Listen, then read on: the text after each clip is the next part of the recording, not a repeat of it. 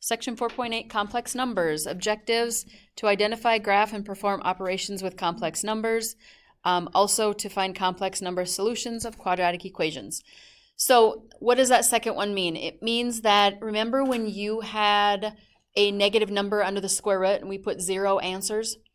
Today we're going to be able to answer that question. So on the test that you just took, we could not. So make sure if you were doing corrections on that one, I think that's the only ones that you had, is to identify the number of solutions. So you shouldn't get messed up, but now we can actually identify what those answers are. An imaginary unit is the complex number whose square is -1. So you may want to write these two things down.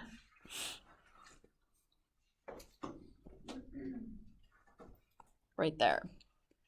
Somewhere, maybe at the top of your paper or something. I is equal to, and it's like a little cursive I for imaginary unit. I is equal to the square root of a -1.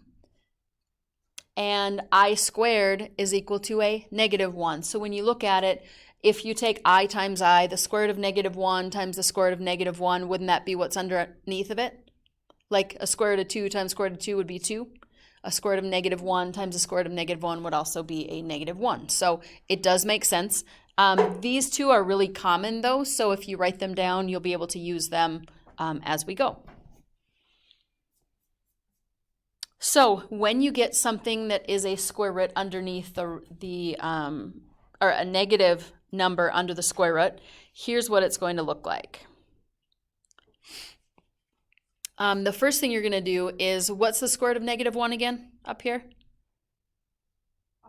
I. So this is kind of the long way around. I like do it a little bit easier. So I'm going to say one way, and then I'm going to kind of show you the way that I think about these. What you're going to do is you're going to rewrite this as the square root of -1 times the square root of 18.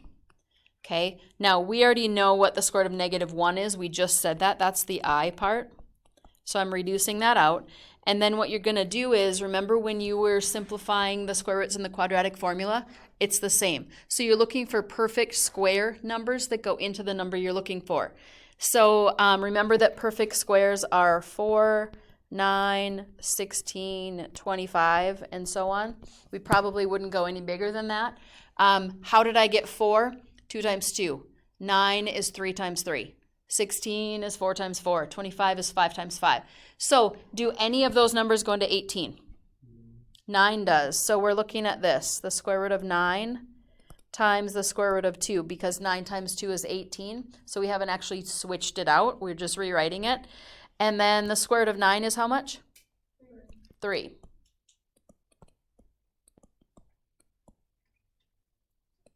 And that is your answer. So we simplified the number as far as we can. And it does have to be a radical simplified, not decimals. And then the I part. So that's kind of what the book is probably going to show you. I guess I didn't look at it exactly.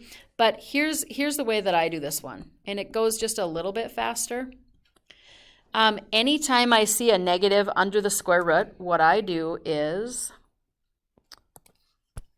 I change it to a positive.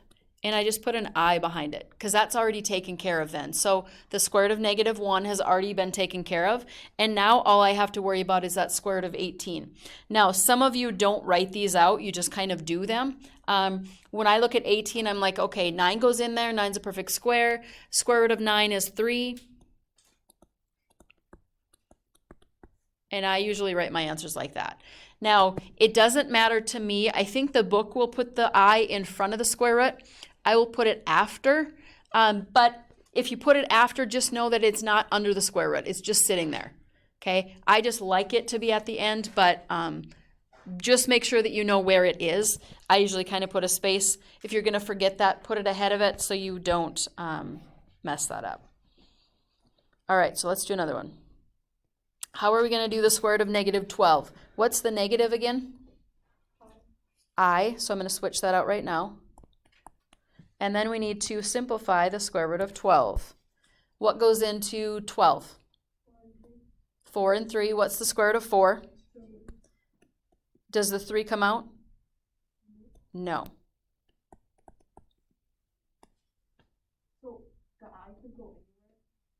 Yep, the I though for me is sitting outside the square root, or you can write it like this, which is probably what the book will do. I just don't like it ahead. To me, the I is kind of like a variable, so that's why I think I just like it at the end. But just so you know, the I isn't underneath it anymore once you turn it into an I. Okay, let's do another one of those. What's the square root of negative 25? What's the negative? It is an I. What's the square root of 25? Now, remember last week when we were doing the quadratic formula and we always had to do plus or minus answers? Does that have anything to do with these? We haven't done anything, right? Now, why is there a difference? Because when we are solving using the quadratic formula, we are putting numbers into something that really isn't there at that point. So you have to use plus or minus. Here is the square root already there. So it only wants the answer that's there. It doesn't want you to do anything different than that. So when you change something and put it into another equation, you have to include everything. But when it's already there, you include whatever's just there. Now, the book might also change this one into 0 plus 5i because of what we're going to learn here in 1 second. Let me see. I think it's down here. Yeah. So I count it either way. I don't count it wrong if you don't have the 0, but if you want to put it in there, you can. Now, let's just answer this next question. Why does the square root of negative 64 not equal negative the square root of 64? So let's just simplify each one. So on the left side, what do we do with the negative that's under the square root? Change it to I. And then what's the square root of 64? So it's 8i on the left. What is the one on the right?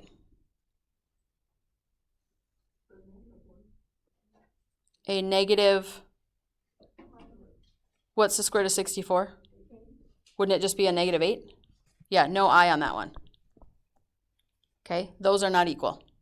Okay, so when you are thinking about that, you cannot just take the negative just outside it because you don't like how it looks.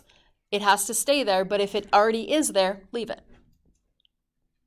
Now, here's where they talk about the standard form, which is right here.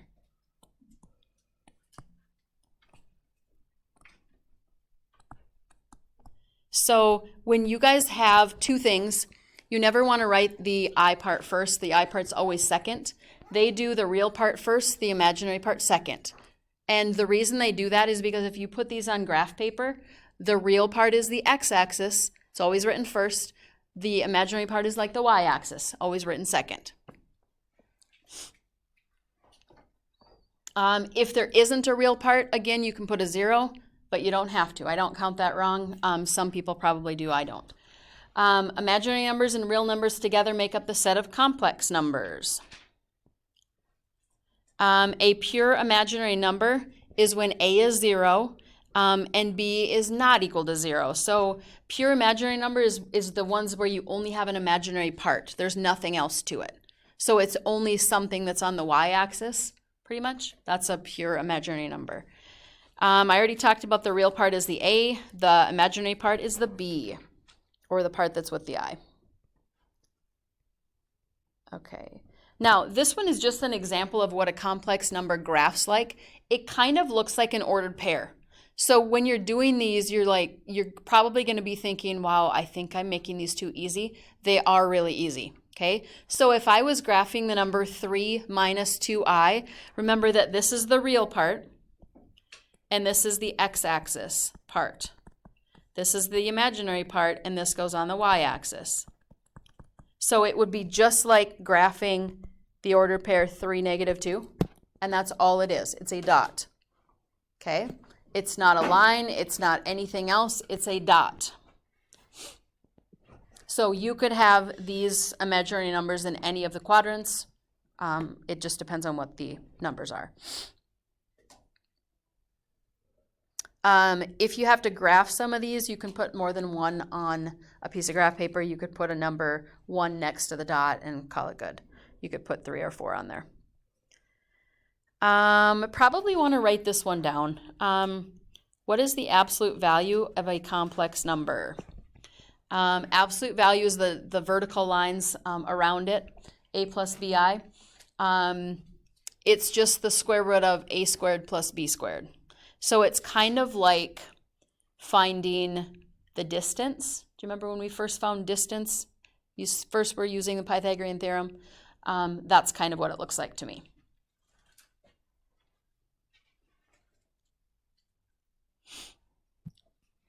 And you will use this in other things as we go.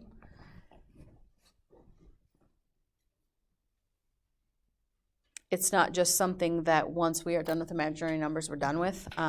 You will use it a time or two, and then college algebra as well. Okay, so what are the graph and absolute value of each number? So I'm going to put it up so we can see all of them. So let's look at just the graphs first, and then we'll do the absolute value part second. Okay, so where would I graph -5 plus 3i? Which quadrant? Remember the quadrants are like 1, 2, 3, 4. Here's 1. Which quadrant would this be in?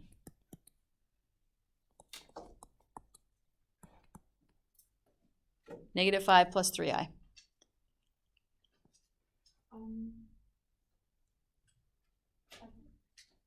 Second.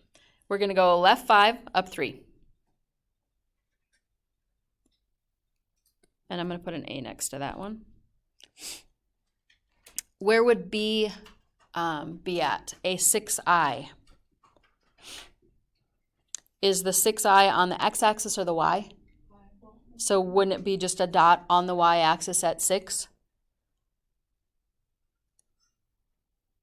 So this one would kind of be like 0, 6. This one would kind of be like -5, 3, if you're kind of thinking about those. So I'm going to put a B next to that one.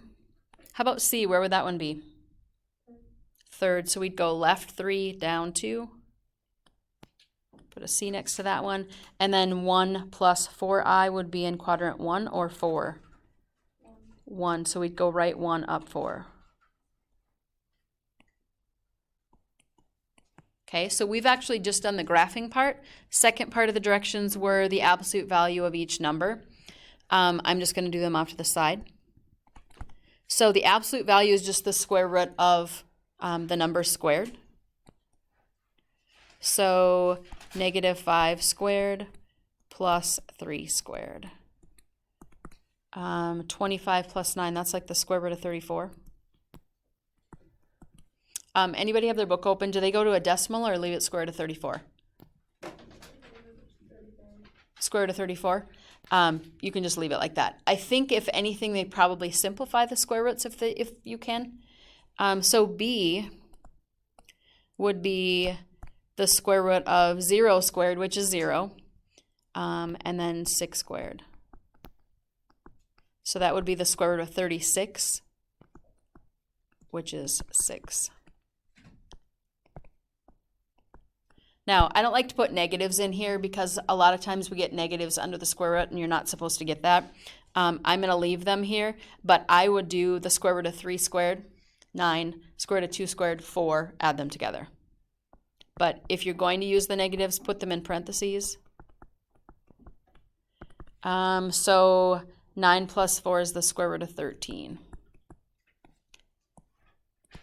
And then D, 1 squared plus 4 squared. Don't put the I in there, and that's the square root of 17.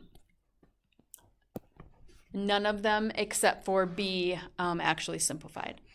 If it was 18 again, we'd go 3 square root 2.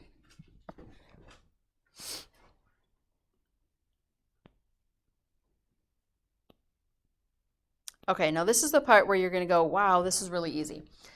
We have a sum and a difference of imaginary numbers, complex numbers. If I gave you these two questions at the very beginning of class, I'm pretty sure we all would get them. Because what do these look like? Wouldn't it just be the same as like if I had an X with that first 3 and an X with the second 3, you'd only put the ones together that look the same?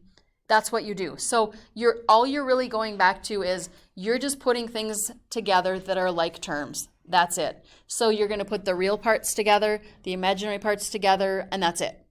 Don't make it harder than it is. So the real parts would be the 4 plus a negative 4, which gives me 0.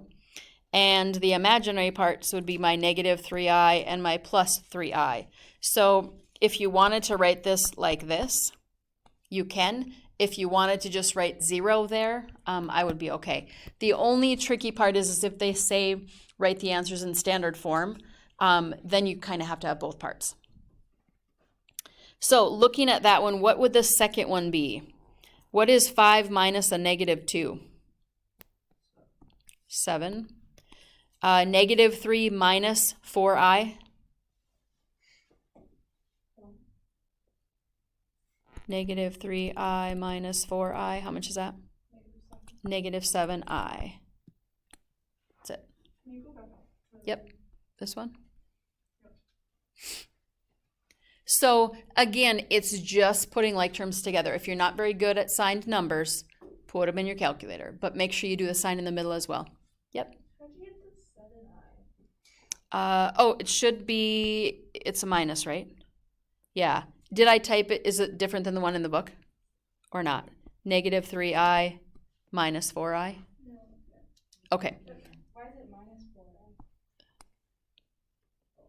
The one right there. So it's like minus a positive 4i, which would be minus 4i. Okay. What would this one be? What's 8 subtract 8? What is 6i subtract negative 6i? 12. I would count it either 0 plus 12i or just a 12i. So what do you think about these? Pretty easy. And even the graphing part's easy because it's just like an ordered pair. How about this one? 1 minus 3. 5i minus negative 2i. And again, if you're not very good at doing signed numbers, put them on your calculator, please. You would just type in 5 minus negative 2, just like you see it. If it was 5 minus positive 2, you would just put 5 minus 2, you know, or whatever it happens to be.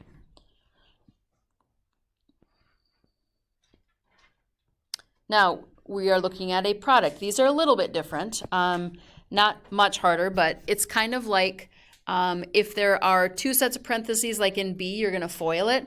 If there's just a number sitting out there, it's kind of like distributive property. So I don't really like the parentheses around this one, so here's kind of what I'm looking at. Okay, so you're going to take 3i times negative 5. What would that be?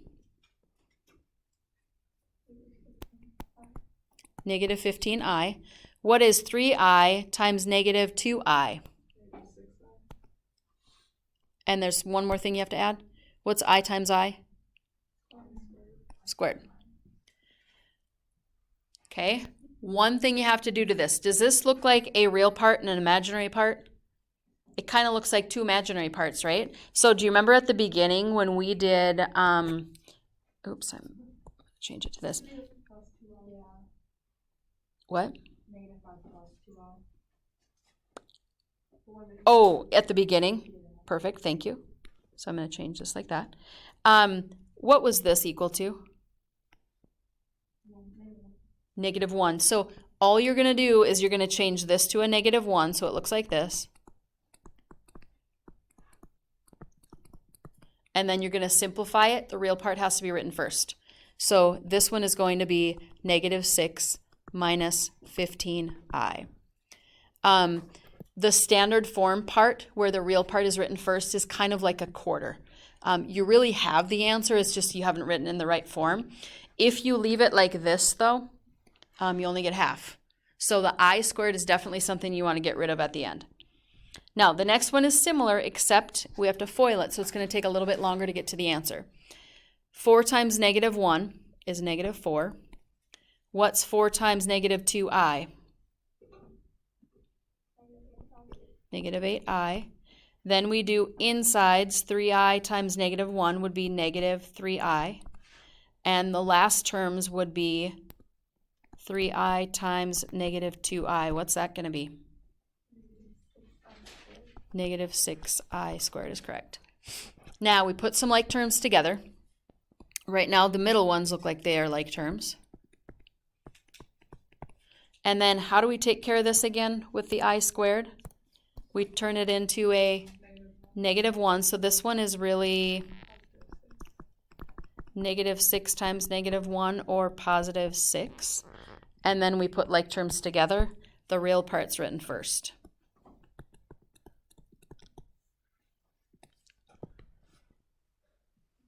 You can write them really in any form that you want. You could put negative 11i plus 2, but at the end you got to switch them around. Where did you get negative 8? Or did you FOIL it? I FOILed it, yep. 4 times negative 2i. Yep. I'll write FOIL on the edge here, just so you know kind of where I got them. Doesn't really matter if you don't follow FOIL, as long as you do all 4. The order that you do them in is really not a big deal. It's just getting it in the right form at the end. And let's do one more of those. So what is 2 times 4? 8. And then outside's 2 times 5i. Negative 10i. Negative 3i times 4, that would be the insides. Minus 12i. And the last terms, what do you get when you multiply those two? Now, up to now, where's that I squared number going? It's going with the real part, correct? Because you have to get rid of that negative 1. It will do that every single time. So right here, this is negative 15 times negative 1. So we have 8 minus 2i plus 15. And then you'll put these two together and make it 23 minus 2i. Make sure your I is kind of curled with a dot, preferably, just so that it doesn't look like something else. Like to me, the way I wrote that second row, it looks like 21. So make sure that when you're writing it, you kind of make it, look like an I, so you don't mistake it for something else.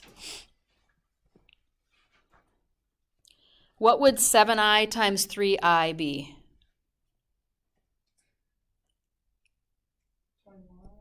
21i squared, and the I squared is a negative 1, so it would be negative 21. If you wanted to, you could put plus 0i. Wouldn't need the 0i part there.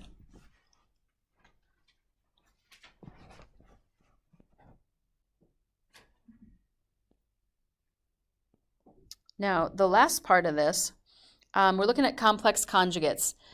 We have talked about conjugates before, I think. It's the same numbers and letters, the signs in the middle are different. So a plus bi and a minus bi are conjugates because there's an opposite sign in the middle.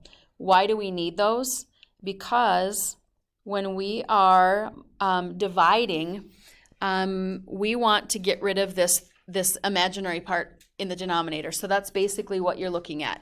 How do we do that? We multiply by the conjugate of the denominator. We don't care what the numerator one is. We don't care if there's i's up there, but the i's cannot be in the denominator, and that's what we don't like about this one. So we are going to, and I think I just lost the color again. Hold on. I have no idea why it does that.